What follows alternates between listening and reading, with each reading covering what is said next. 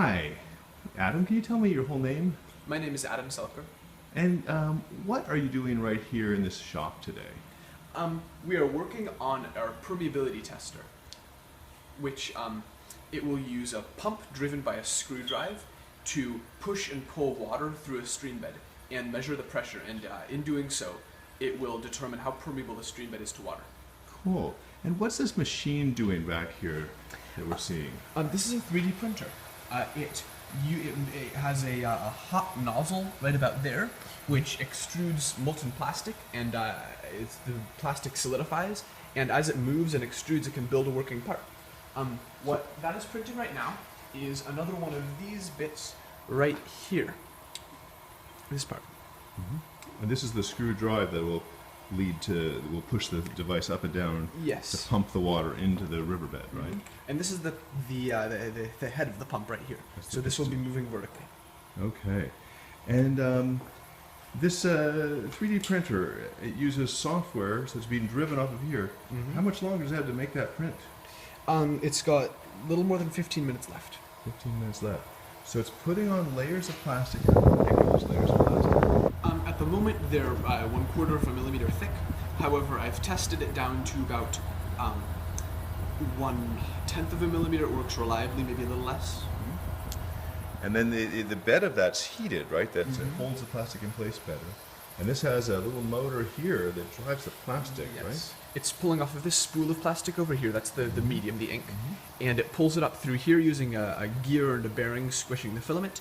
It pushes it through this Teflon tube down to the nozzle there, where it melts it and squirts it out. Okay. And tell me a little bit about making this machine. Well, I built this machine based off of designs that I found online. It's called a Kossel. The original design was around this tall and something like this wide, and it didn't have these diagonal braces.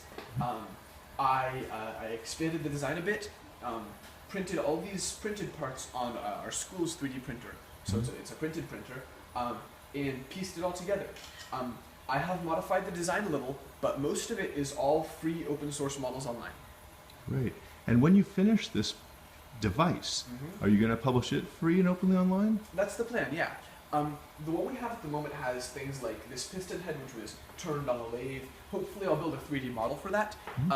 The goal, the ideal world, would be that any random person could go to a hardware store, pick up some parts, then print out the rest of them, and assemble the whole thing. And talk to me a little bit about what you call parametric design.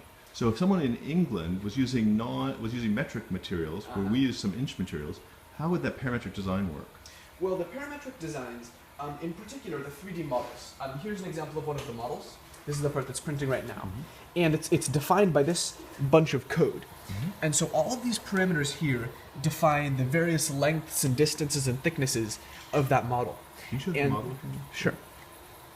So that's what was being printed right now, and you can spin that around on the screen and stuff like that. So if I wanted to change, for example, how thick this is, or for what width of aluminum extrusion it's made for, all I have to do is change a number in that program, and it'll just change it. Rescales the whole thing.